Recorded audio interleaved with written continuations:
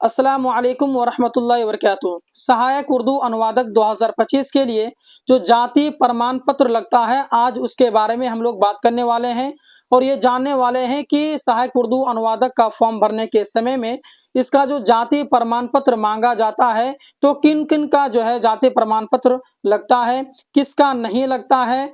और ये भी जानेंगे कि जाति प्रमाण पत्र किसी किसी का बहुत दिन हो गया बनाया हुआ, तो क्या वो पुराना वाला जाति जो है अपलोड होगा कि नहीं होगा, या फिर उसके लिए नया जाति बनवाना पड़ेगा फिर से दोबारा, और क्या है इसका खेल। और हर एक चीज जो कास्ट सर्टिफिकेट से लगता है, हर एक जानकारी मैं आपको देने की कोशिश करूंगा। तो दोस्तों, सबसे पहले आइए जानते हैं एससी एसटी और एमबीसी के बारे में कि इनका क्या खेल है।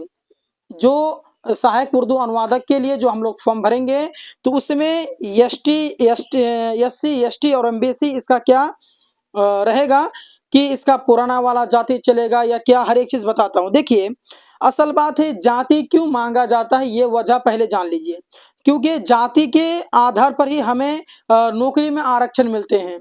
हर एक चीज, अगर हमारे पास में जाति नहीं रहेंगे तो हमें आरक्षण नहीं दिया जाएगा। इसीलिए हमें जाति शो करने का रहता है कि अगर आप आरक्षण चाहते हैं, छूट चाहते हैं नौकरी में, तो आपको क्या है, क्योंकि संविधान में ये लिखा हुआ है, ठीक है। संविधान के अनुसार बता रहा हूं मैं कि जाति के आधार पर ही नौकरी में क्या होता है, आरक्षण मिलता है। इसलिए जाति जरूरी है, ठीक है। तो अगर आप जाति नहीं दिखाएंगे ना कि आप किस कास्ट के हैं, तो फिर इसलिए आपको आरक्षण नहीं मिलती है।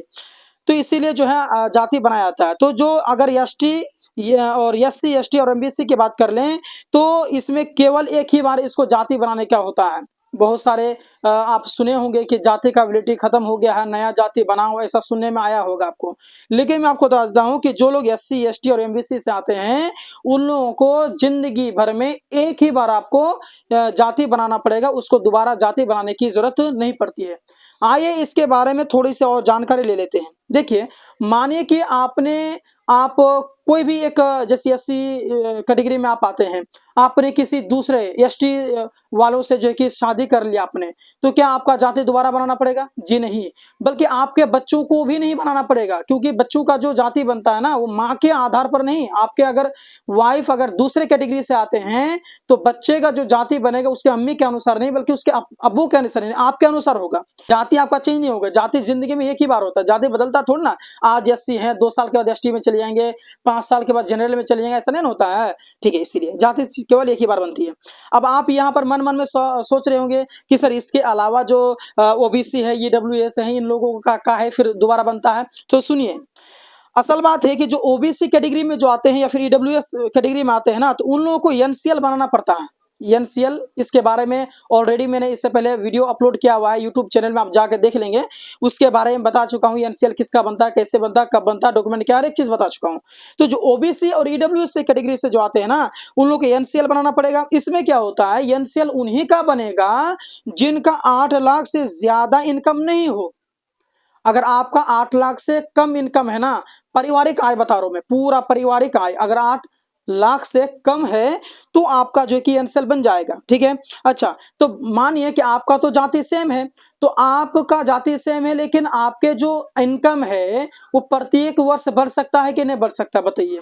आज आप थोड़ा कम कमा रहे हैं, कल होकर के थोड़ा ज्यादा कमाए, 5 साल के और ज्यादा कमा लिए, तो इस तरीके से इनकम में ज्यादा होता है। इसीलिए ओबीसी और ईडब्ल्यूएस को 3 साल के बाद क्या करने का होता है, रिन्यू करने का होता है, जाति दोबारा बनाने का होता है, जो ओबीसी और ईडब्ल्यूएस से हैं।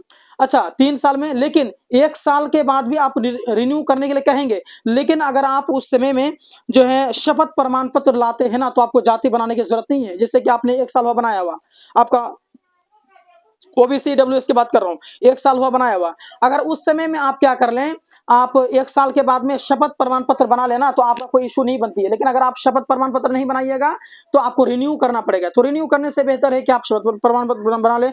और लेकिन 3 साल के बाद शपथ प्रमाण पत्र आपका नहीं चलता है, आपको नया बनाना ही पड़ेगा, ठीक है। ये हो गया। उसके बाद में 8 लाख से ज्यादा इनकम नहीं होना चाहिए, तो दिक्कत हो जाएगी, ठीक है। नहीं तो आपका आरक्षण नहीं मिलेगा आपको। ये बात आप किस में गिनती हो जाएगा, फिर जनरल में गिनती हो जाएगा। अगर 8 लाख से ज्यादा अगर पारिवारिक आय हो रहे हैं, तो आपका गिनती फिर ओबीसी या ईडब्ल्यू से कट करके आपका जनरल में आ जाएगा, ठीक है। चलिए, और एक बात और मैं बताना चाहूंगा कि जनरल को की जो जाति है ना, वो नहीं बनती है। जनरल को आरक्षण नहीं है, ठीक है, इसीलिए उनका जाति की जरूरत भी नहीं पड़ती है, ठीक है, ऐसा होता है। अच्छा, अब यहाँ पर बहुत सारे स्टूडेंट ये कहेंगे कि सर मेरा जो है 10 साल पुराना है, 5 साल है, 9 साल है, 20 साल है पुराना जाति है, क्या अभी लगा सकते हैं कि नहीं, तो इसमें डिजिटल करना पड़ेगा कि नहीं? तो मेरे हिसाब से कर लीजिए भाई, क्योंकि बहुत सारे जगहों में आपसे ये मांग करेगा कि पुराना वाला जाति नहीं चलेगा, आप डिजिटल करके लेकर आए, तो उससे बेहतर है कि डिजिटल कर लीजिएगा, ठीक है, ज्यादा खर्च नहीं होंगे इसके लिए। आई होप इससे रिलेटेड आपको मन में हर एक सवाल जो है कि मैं सवाल का जवाब दे चुका हूं। मन में कुछ सवाल है, कुछ पूछना चाहते हैं तो कमेंट कर सकते हैं, मैं कोशिश करूंगा कि आपके सारे सवालों का जवाब देना। मिलते हैं एक और क्लास के साथ में, एक और वीडियो में, तब तक के लिए धन्यवाद। अस्सलाम वालेकुम रहमतुल्लाहि व बरकातुहू।